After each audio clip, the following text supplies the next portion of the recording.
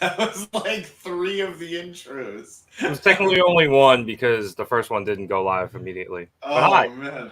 Hello everybody. Welcome to Mark It Down Podcast, where it's Thursday night and you know what that means. It's not Dynamite.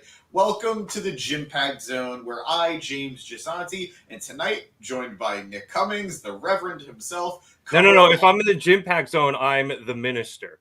The minister has invaded the JIMPACT Zone. I will take an appearance from the minister, Nick Cummings, as we cover all things Impact Wrestling.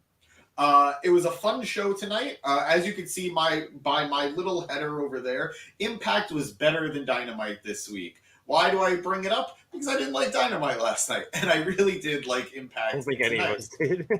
It was a bit of a downer. But we started off strong with a one-on-one match with a little bit of New Japan Pro Wrestling flavor. We had Kushida joined by the Motor City Machine Guns, taking on Chris Bay of Bullet Club, accompanied by Ace Austin. I thought this was an excellent match. I enjoyed it immensely. It might have been my favorite match of the night, which is rough when it's the first match, but that's fine. We had high flying, we had submissions, we had mat wrestling. The back and forth was great. Both men looked good taking each other on. Nobody looked better than the other. Kushida getting the 1-2-3 by rolling up Chris Bay, showing that he's the wily veteran to Chris Bay's eager newcomer.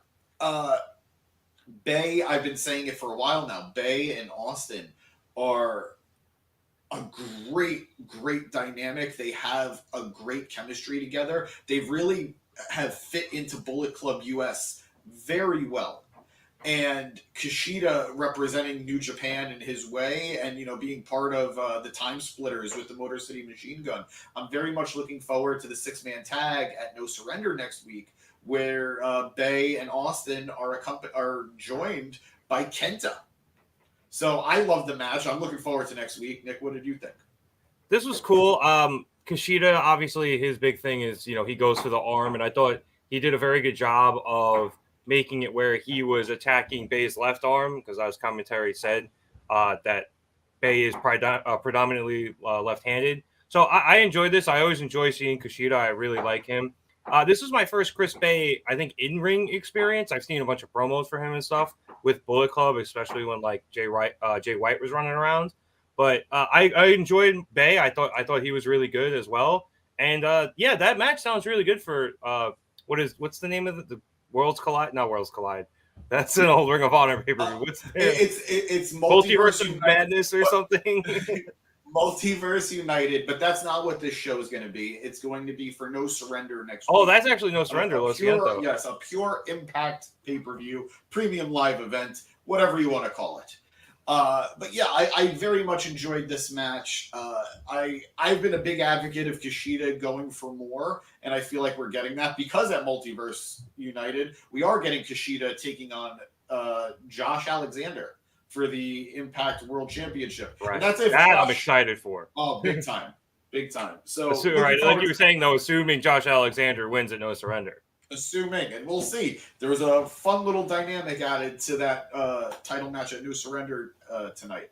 But moving on, we had a fun, I guess, moderation by Santino Marella tonight, where Santino was playing moderator between longtime lovers Tommy Dreamer and Bully Ray. Tommy tells Bully he doesn't want to do this anymore. He doesn't want to fight him anymore. They don't have to be friends, but this can't keep going on. Bully finally agrees with Tommy. He doesn't want to keep doing this anymore. So what's the alternative? Bully tells Tommy to leave Impact. Tommy tells Bully to leave Impact. Both men, 50 years old, acting like children. Thank you, Impact. This is what we want to see. But it's not like Bully is playing a character here, though. He's just playing him. Bully Ray is Bully Ray. Like they say Darkseid is, for my DC fans out there, Bully Ray is, period. This is just who he is. But they're going to be settling their differences on Busted Open Live. It's their podcast. They're going to be doing it on Impact. And both men want to be able to air their grievances, and they want to air their grievances first. So what does Santino Marella decide to do to handle this maturely as possible? Santino decides to book a beat the clock challenge for next week, where Tommy will have an opponent and Bully will have an opponent. And whoever can beat their opponent fastest gets to speak first at the Busted Open Live forum. I have never seen a match lead to a promo finish, but that's how we're going. But how did this segment Jimpact me? You know what, Danny? I felt touched, and I felt safe with Santino moderating. He made me feel like nothing would happen to me, and you know what? Nothing did happen to me, and he's surprisingly effective as an authority figure. Santino Marella is incredible in this role. I miss Scott D'Amore so much. I think Scott was a great authority figure, but Santino is killing it, and I'm hoping to see him get integrated. Like, he's integrated into a lot of the stories. I would love to see if he could still get physical, but I think we're a way away from that. But great start to Santino. I almost said Sampino. Santino's run with the company, and just great job. And I'm glad he gets to be Santino. You know, he's not just another guy who, oh yeah, he used to be Santino. He is Santino. I love that. Moving on to our second match of the night, we had Steve Maclin taking on Rhino. Now, I love Rhino. We all love Rhino. You know, gore. I love that stuff. This was probably Rhino's best singles match in years, and that's not really saying all that much. But he looked competent in the match. You know, he was able to keep up with Steve Maclin, and the match ended in a somewhat embarrassing fashion for Rhino. Rhino goes for the gore. Maclin is able to avoid it. He counters it into a spear of his own, and then he gets the 1-2-3 by using Rhino's tag team partner's finish, Heath, using Heath's finish to get that pin. I did not know Heath's finish was the same as Dolph Ziggler's zigzag. I don't know why I didn't remember that, but I got booped, and I enjoyed it. Maclin is on a tear to get to the Impact World Championship. I'm very ready for him to take the title off Josh Alexander when that time comes. And this was just a dominant showing for the young star. What did you think of it? Good, hard-hitting match. I kind of like the storyline here where he not only used Heath's move to win this match, Maclin did, against Rhino, but they had said on commentary that Maclin had previously beaten Rhino with his own spear. And I do believe Maclin hit it in the match, and Rhino was able to kick out of it. Yeah. So I'm kind of enjoying this. Maclin is not only beating Rhino thing, but he's fucking with his head by beating him with not only his own move, but now his tag team partner's move as well. So it's the little things in Impact that every time I watch, I'm like, oh, they're doing that. That's kind, that's cool. The small stuff, they do the small stuff really well. Absolutely. I appreciate Impact for how it uses its stars in general. Look, I know I was just sort of ribbing Rhino a little bit, but Rhino is a former world champion, both in ECW and in TNA of yesteryear. So to have a former champion put over a guy who's on the rise is the right way to go. Rhino is still very popular with the crowd. People love the gore. People love his tag team with Heath. So overall, he was used very well tonight. And it's like you said, those little things. Maclin is an aggressive, angry competitor. So how does he show that? By sort of beating his opponents at what they do best. So yeah, by being a dick. Absolutely. And that man married Deonna Purrazzo. But good for him. Right? Moving on, we had a backstage sit-down where Gia Miller interviewed Masha Slamovich. Now, Nick, I don't know if you noticed this, but Masha is a woman of few words. Basically, every question that Gia asked her was met by a one-word answer, either da or niet. And da. Niet. I love this personally. I think it did a good job of helping us get to know Masha a little bit more, seeing a little bit more of her character, seeing how she deals with these things, and it felt genuine to who she was. She then invited Mickie James to come out later to watch firsthand her match against Alicia. Anything you'd like to add about the segment? What do you think of Masha? I like that they let her do it in Russian. Yeah. Yeah, like that's cool. And I know I know certain companies, AEW included, they've been allowing guys and girls to do things more in their native tongue, but a lot of times they'll end up switching to English maybe halfway through. This was just straight Russian with subtitles, and I was 100. Not only was I 100% okay with that, I was really cool with it. Like I thought it was an interesting note, you know, and it adds a certain flair to her character that you don't really see on like American programming in terms of wrestling as much. And I don't know if it's just me. It was intimidating. I was scared. I mean, I'm always scared of her. Russian women are scary. I can't say anything because someone in the comments is going to accuse me of hating women and foreigners. But I'm just afraid. I'm just afraid of Masha Slamovich. All right, with guys, good reason. Absolutely, I met her. I met her at House of Glory. Intimidating lady. But I don't know how to describe this next segment for you guys. I know this is the segment that Nick really wanted to talk about. This is the only reason I'm on the show tonight. James does not. I do not. But yes, Nick, I have nothing to say about this other than from opening promo to the second bell, it felt like a fever dream. So please take over. I don't even know what to say. I don't know what to say. I mean, basically, I watched an old Jewish man fight Walmart Randy Savage, who had Walmart Ethan Page with him, and then the motherfucking Kiss Demon showed up, and somehow the old Jewish man got a win on national television. I'm very confused. I know the guy. I know the man I'm referring to as an old Jewish man whose name I'm currently blanking on. I know he has a very long history in wrestling, but just in a vacuum, what the ever living fuck was that? So to sort of clarify for everybody, Johnny Swinger came out accompanied by Zicky Dice, and Johnny Swinger was told when he hits 50 wins, he gets a world championship match. Absolutely phenomenal gimmick, by the way, Johnny Love Swinger. It will never happen. It is incredible that he thinks he has a chance. Is that within the year? Like, does it have to be by the end of the year? He could have 5 years. It's not going to happen. It would be kind of funny if they did it by like the end of the year and then he started getting close and there was a big build by like December. I love fun payoffs. I will have more fun with him being as far away from the world title as possible. But this is a fun, silly bit. This was done by Santino to keep him off his back, essentially. And it's just it's a silly gimmick that I think they're going to have a lot of fun moving forward with. Tonight, though, was weird. It was weird, guys. So, Johnny Swinger's opponent, none other than Barry Horowitz, career jobber Barry Horowitz. Now, don't get me wrong. Barry is very has had a lot of influence over the years. He's been jobber to the stars for other wrestlers to look great on their rise to stardom. He had a lot of value in his time. So much so, he still has WWE in his Twitter handle. I don't know if you caught that as he was coming. I saw it. But he comes up a lot on Squared Circle.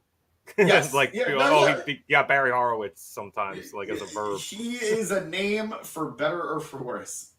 And as this match is going on, I wish I could say Nick was wrong about what he said, but he's absolutely right. The match was somehow interrupted by the Kiss Demon. For legal purposes, he's just the demon now, but it's the Kiss Demon. And that allowed Barry Horowitz to somehow get the win, probably the first win of his career, over Johnny Swinger. Guys, I don't know what to say. It happened. We're going to move on. I want to say shout out Tom Phillips. Is he still Tom Phillips? I don't know if that was a gimmick. No, he goes by his legal name, Tom Hannafin. All right, well, Tom Mike, whatever your name is, bringing back an old Jericho joke there. His shock throughout this entire match was phenomenal. Like, yeah. I always liked him. Like, I loved him in NXT. He was great on SmackDown Live. Like, but he played this perfectly. He really did. I love the commentary team that we have. Dude, so do I. I was thinking about it. I was like, they're like top 5 commentary teams right now in terms of like permanent teams. Because obviously, number 1 is Excalibur and Taz on Dark. Yep. without question. Yeah, and then I think my number 2 is probably just the AEW Dynamite team in general, especially now. And no offense to JR, but now that JR is just doing Rampage, I think that those 3 guys, Excalibur, Taz, and Shivani, are phenomenal. I agree. I know they're not permanent right now, but Cole and Pat McAfee are great. Oh, absolutely. So, and Michael Cole with Wade Barrett's been solid, but he's not. Wade Barrett doesn't bring out that same level of joy.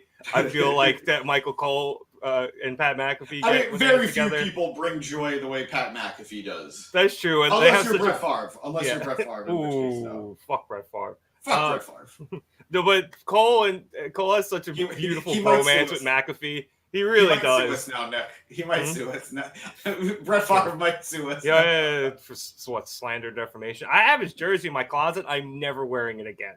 And then I think I'd slot Tom and Matt right there in probably the 4 slot. They're really good. I think that's fair. And realistically, Excalibur and Taz, it's the same team on Dynamite and Dark. It's just obviously they're added with Shivani and it's a different dynamic. But no. The team on Dark is an entirely different team than they are on Dynamite. Yeah, the things that go on Dark are so different. And I know I'm like nitpicking and like technically the same thing. And sure, fine, Tom and Matt are 3, but no, it's Excalibur and Taz specifically on Dark, and then the 3-man team on Dynamite. They have to be separated. It's a fun thing to watch. Announcing Jones over here, but I digress. That was good.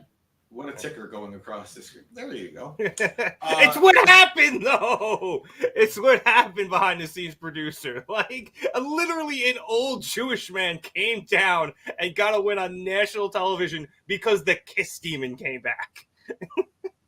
It was my favorite thing in the night. It was the most confusing and my favorite thing in the night. And I could leave the stream right now and I'd be totally okay with that. I won't, but I could. I don't think you will find a more random thing to happen in wrestling this week. Definitely not. Although there's still SmackDown. Moving on to our next segment, hardest working woman in Impact, Gia Miller, with another backstage interview, this time with Moose. And they talk about what happened last week, how Joe Hendry successfully defended the Digital Media Championship against Matt Cardona. Moose said, this is what happens. This is what Hendry does. He embarrasses people. He embarrassed Cardona last week, or I'm sorry, Edge's bitch last week. And that's a Joe Hendry thing. I do not condone that. That's a Joe Hendry thing. If you haven't seen the video, go watch it. And he embarrassed Moose in the past. Well, Moose isn't going to have it anymore, and he reveals that he's holding a baseball bat. He then goes out looking for Hendry, and he finds what he thinks is Joe Hendry's car. So what does any reasonable man do when he has a work grievance against a coworker? He takes that bat, and he breaks the window of Hendry's car. Except, guys, I know this is going to be crazy because we never have mix-ups in wrestling. It wasn't Joe Hendry's car. It was Santino Marella's car. What he said. Dun, dun, dun. And Santino did not take kindly to it. And Hendry shows up, showing that it wasn't his car. He just left a note for Santino. I know we're getting Hendry versus Moose at No Surrender. I'm going to be really upset if Hendry loses the Digital Media Championship because he is friggin' killing it right now. But I also don't want Moose to take 2 losses in a row to Hendry. So this is a very interesting dynamic. Moose done goofed. That he did. That was a fun ticker, guys. So, again, a nice little segment. They got the story moving a little bit on another feud. Moving to our next match. I'll be honest, again, you never know what you're going to get with Impact. I tend, when I'm writing notes for the show, guys, I tend to know or expect how the things are going to go. And I write the notes as it's happening. And I wrote prematurely, Eddie Edwards defeats Heath. Well, I was wrong. Heath somehow gets the upset win over Eddie Edwards, thanks to a little bit of a distraction from PCO. The music starts blaring, the lights come on and off. That's enough to distract Eddie Edwards, and Heath gets the 1, 2, 3. After Heath leaves the ring, the real PCO shows up and confronts Edwards. Eddie, instead of being the smart man that he usually likes to portray himself as, decides to fight PCO and gets dropped. But before PCO can put the finishing touches on him, Edwards runs out the ring and out up the ramp. I'm looking forward to this match because I was a big fan of Honor No More. I love that story, and I'm happy to see some payoff between PCO and Eddie Edwards. What did you think of the match? What did you think of the segment? The match was cool. I always love Heath. Like, he's still the man. I still love Heath from, well, not even 3-man band. Like, I mean, it started with 3-man band, but that run with Rhino on SmackDown when he was trying to get a job, I got kids and all that. I will always love Heath Slater, and I know he's not Heath Slater, but I will always love Heath Slater. So I'm glad he got the win. I'm actually really glad he got the win. It's funny, as I was thinking about it, this match I feel like showed that Heath is so much better than so many people give him credit for. And this match at the same time, Eddie Edwards definitely feels like a shadow of his former self as well. But please continue. Well, I was going to ask, so last time I think I was in the JIMPACT Zone, Eddie Edwards was leading Honor No More, and he was controlling PCO. So I guess that fell apart. So I didn't. There was a buried alive match. Yes, he got buried alive by Eddie Edwards. Honor No More went away when Matt Taven, Mike Bennett, and Maria Kanellis signed with AEW. Leaving, and Vincent also left. He hasn't really shown up anywhere else. A lot of people speculate he will be showing up in WWE, involved in the Bray Wyatt, Uncle Howdy stuff in some capacity. We will see. It'd be nice, but I think it's wishful thinking. But either way, he's not an Impact. So the only 3 members of Honor No More left are Eddie Edwards, PCO, and Kenny King. And Eddie and PCO are feuding, and Kenny King has gone off to do his own thing as well. So the teapot blew, exploded, the lid came off, whatever friggin' analogy it is. I don't know. But bottom line, they imploded. Honor No More imploded. PCO is going to kill this man. Not since the Mega Powers imploded have we seen such an unpredictable explosion of talent. But we'll see if they can live up to that magnificent story. After that, we had a backstage segment with the Design, where they talk about their feud with Frankie Kazarian and how he's going to be taking on Big Khan at the pay-per-view. But next week, we have a tag team match where it's going to be Frankie Kazarian teaming up with, I'll be honest with you, I don't remember off the top of my head who his tag team partner is going to be next week. A Japanese guy. I don't know where. Yu Uemura. Thank you. Yu Uemura. Great talent from New Japan Pro Wrestling. A good young lion on excursion right now. They'll be taking on a combination of the Design, and this combo is going to be the leader, Diener, teaming with the newest recruit, Callahan. Callahan's loyalty, his commitment to the group has been questioned nonstop, with Frankie Kazarian bringing up a lot of doubts about his character and about his decision. But he's going to be one step further in proving himself to the group, to the Design. And next week just so happens to be Stage 5. And who is excited to talk about Stage 5? Who is planning Stage 5? None other than 5 himself, Alan Angels. Very excited that Alan is so prominently featured here, going from the bitch of the Dark Order to a guy in another group. So, always happy to see Alan doing well. And we'll see how that match goes next week. We have another quick backstage segment with Father James Mitchell being flanked by the Hex, who are coming for the Death Dolls for some infraction that Rosemary seems to have levied against her father, Father James Mitchell's boss, for not paying tribute once she won the tag titles as part of the Death Dolls. I don't know how I feel about all this. Father James Mitchell is an interesting character that goes all the way back to WCW in the early days of TNA, being the manager of Abyss. So it's always nice to see TNA history brought up. I'm also pretty sure he did a wedding in Impact. He did. Bravo, sir. Very well done. But I don't know how I feel about the whole story and the whole dynamic, but I do like the Hex. I do love the Death Dolls. I'm excited for that match. What did you, anything you want to sprinkle on this?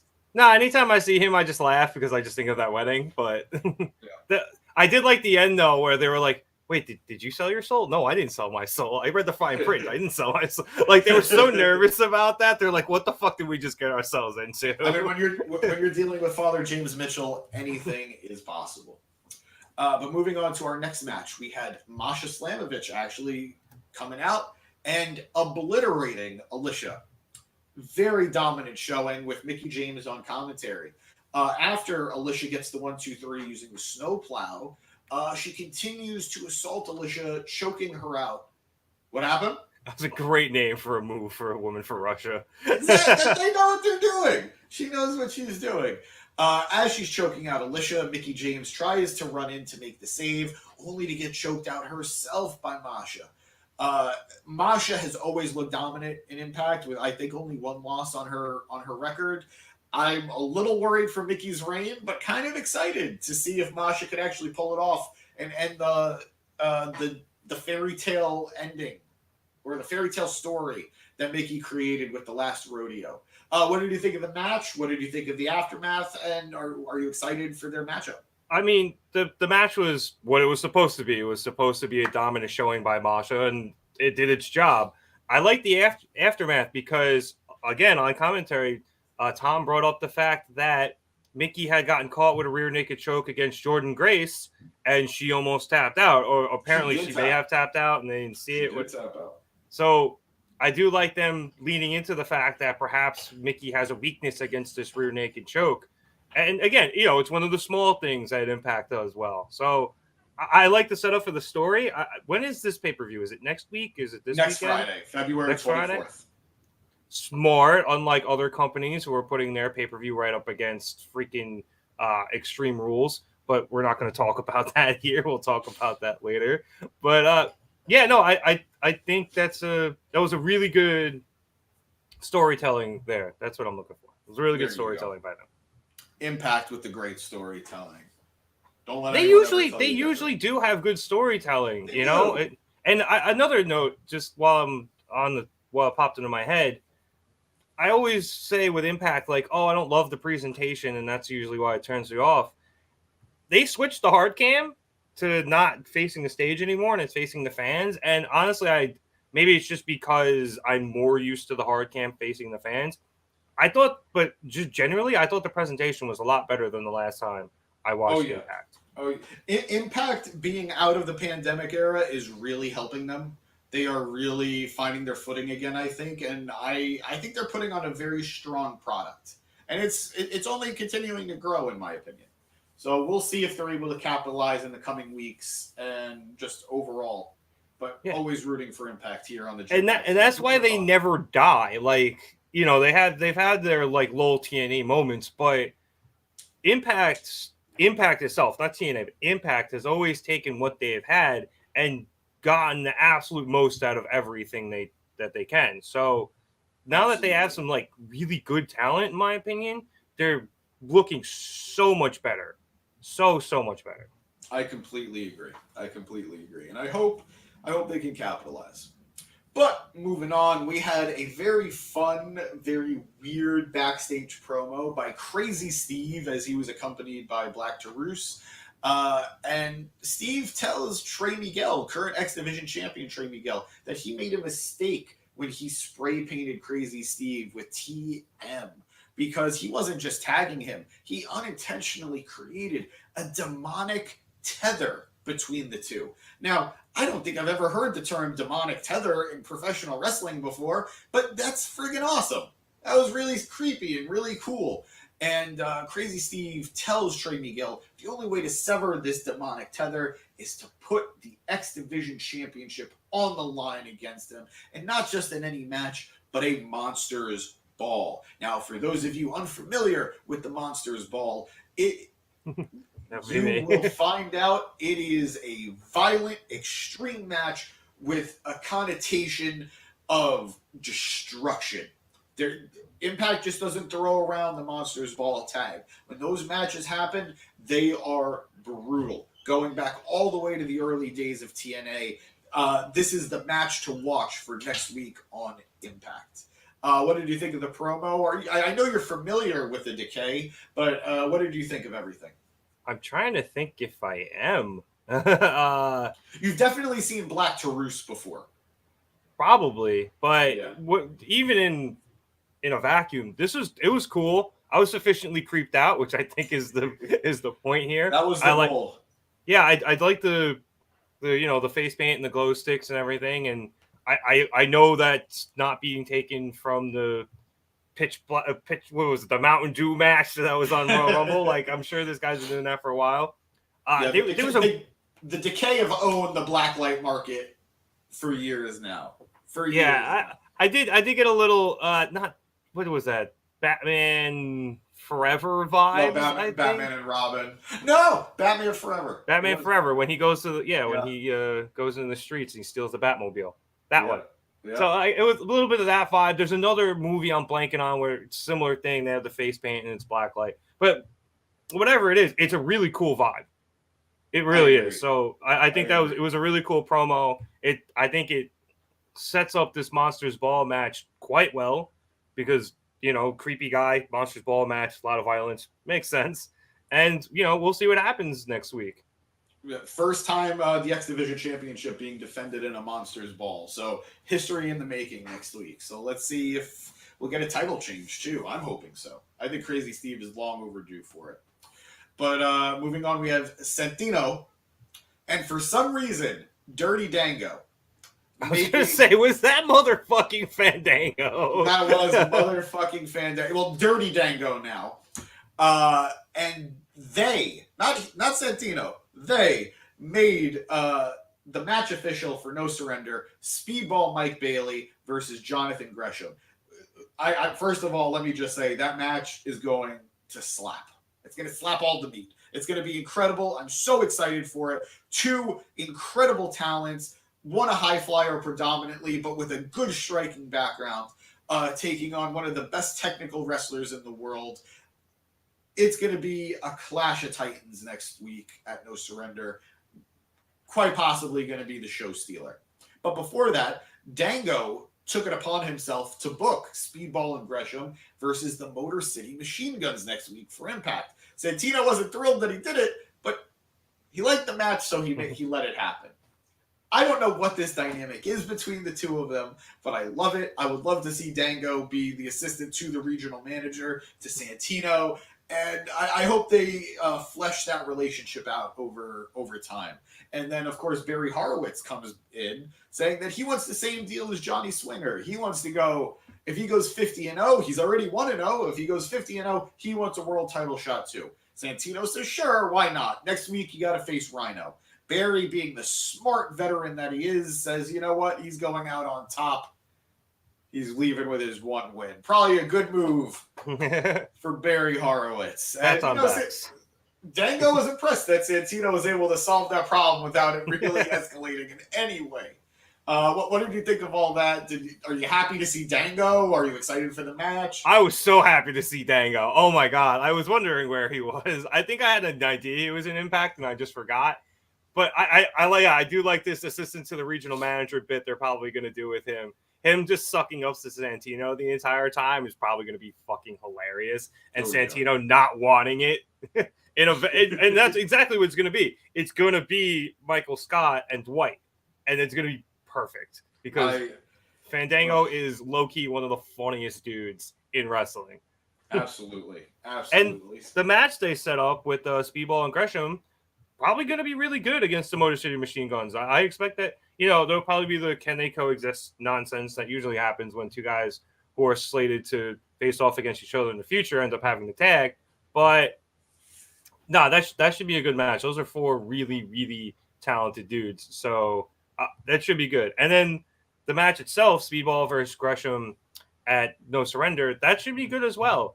I honestly, I don't think I've seen either of them wrestle, surprisingly enough, but I have seen clips of their stuff, and they're both really good. I have heard nothing but the highest of praise for Speedball Mike Bailey in the last year or so from you, from the internet. So if I do, I am going to do my best to try to watch this. And honestly, yeah, I think this is the match I'm going to look forward to most. Oh, absolutely. Absolutely. Just, I'm putting it out there. Speedball might have had one of the best years of any pro wrestler last year. So looking forward to this match. I don't think I forgot how short Gresham is. Like, don't let him or Jordan Grace hear that. I know. I'm not saying that as disrespect. Like, the dude's built like a bowling ball, but I never really realized how that's not a disrespect. Trust me. It doesn't sound great.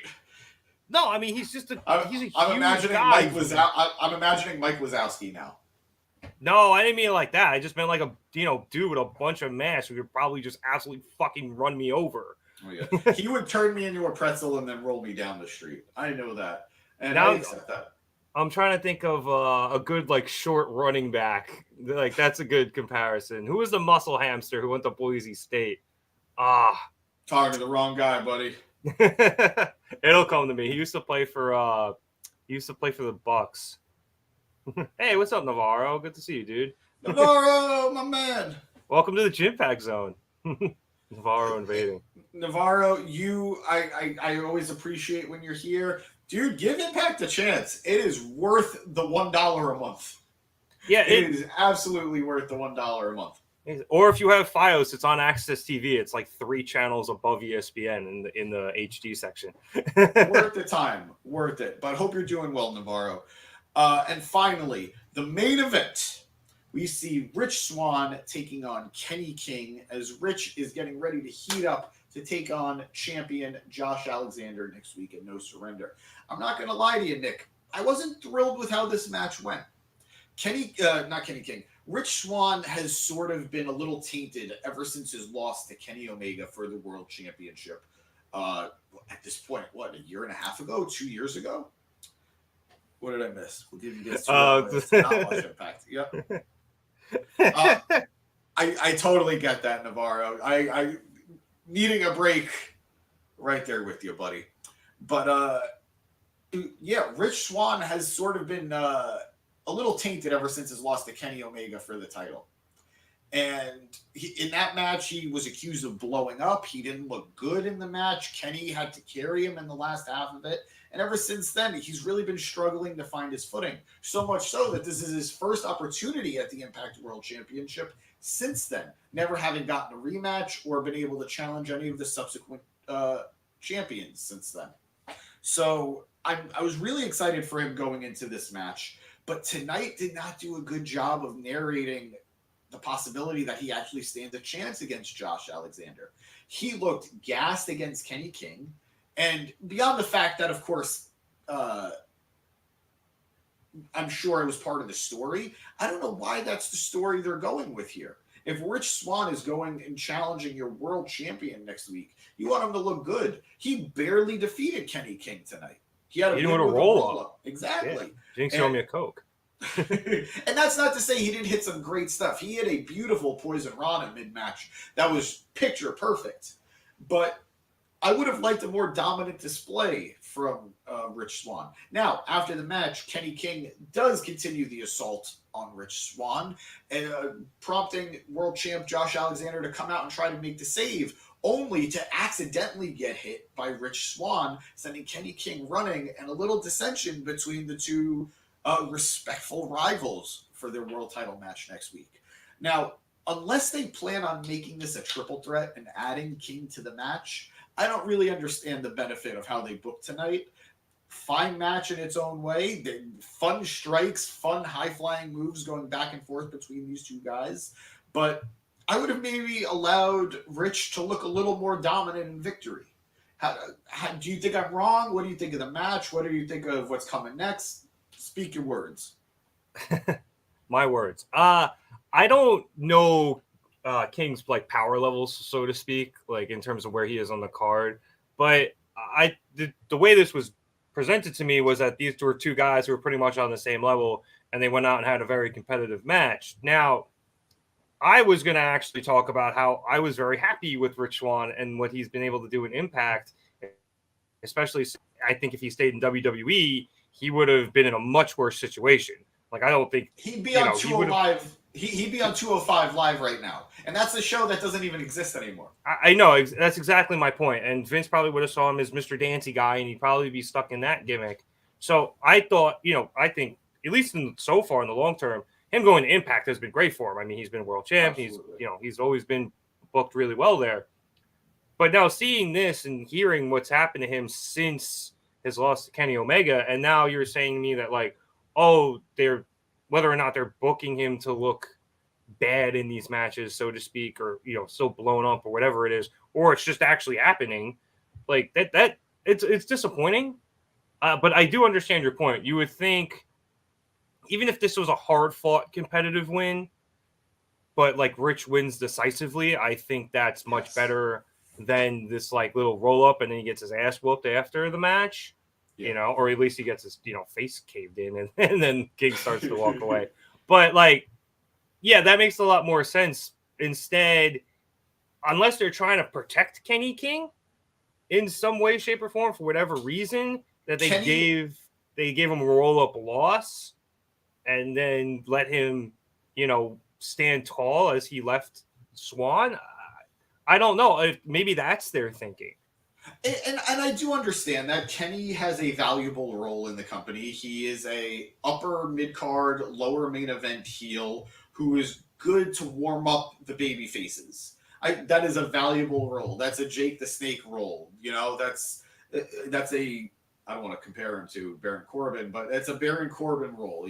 Like you need those guys to but he's not the baby faces. He's not a guy who should be sticking with a guy who's challenging for the title. He's a very talented guy, and by all means, if they wanted to heat him up for a world title run, I'm sure they conceivably could, but he's never been a world title competitor in any of the companies he's been in. In Ring of Honor, he didn't do it. In Impact, he didn't do it. And that's fine. Not everybody needs to be a world title competitor. But Rich Swann is a former world champion, going for the world championship once again. In terms of talent, sure, you could argue they're on the same level, but in terms of pedigree, in terms of accomplishment, Rich Swann is above him. And like I said, unless you're really looking to heat up King, I wouldn't have booked it the way I did, or the way they did. No, that's fair. I'm trying to think of comparisons to like if maybe say like The Miz was holding strong with Cody. Well, I guess he was kind of holding strong with Cody Rhodes, but they book things so differently in WWE than they do in Impact. So it's a tough comparison. But regardless, we're gonna do what sometimes people are afraid to do. We are going to let it play out, and we'll see what happens next week on Impact before we decide if this was a mistake or not. Well, I do think at this point, Impact has actually kind of earned, the trust to let it play out. They definitely deserve some leeway. They've done a lot of good things over the last year or two. The best example of the let it play out that Impact showed was the Bully Ray situation. The moment he came back, people were confused and upset. I remember that day on Reddit. Yeah. Exactly. People what the fucks. And then as the feud continued, as we got to the match with Josh Alexander for the title, he proved that it was a good decision. Bully Ray filled that role beautifully. He did the job that he needed to do by doing the job for Josh Alexander. And you can't ask for much more than that. So I'm willing to let it play out. We'll see what happens next week. And maybe my prediction will come true. Maybe Kenny King is able to sneak his way into that triple threat. We'll see. But the running back was Doug Martin. You know what? Thank you, because I was going to ask after the fact. Yeah, it was Doug Martin. You all know, guys. He played for Boise State, and he was like 5'9" and just absolutely yoked and would run dudes over all the time. And like I said, he played for what's their names for a while, the Bucks. He was a solid fantasy running back for a while. Well, there you go, guys. God help me if I don't get a football reference into every wrestling show we do. For everybody wondering, yes, we will be drafting for the XFL this upcoming weekend. XFL on Saturday, let's go, baby. That actually has a wrestling connection. And I could smell it too. But ladies and gentlemen, Thank you. Gentlemen, this was Mark It Down Podcast. This was the JIMPACT Zone, where we love Impact Wrestling. Go watch it. It's great. Nick, thank you for joining me. Everybody watching at home, thank you for joining me and listening to me ramble. This was fun. I hope to have you back again, Nick. And everybody, have a good night. Bye, guys. I don't know how to end this. I got it. Don't worry about it. Hey, watch our Extreme Rules prediction show coming out tomorrow. And watch our Elimination Chamber prediction, too. Yeah, that one, too, because that's probably the show we're actually going to do, not Extreme Rules. Sorry, dude. No, Good night, everyone. End it before he hops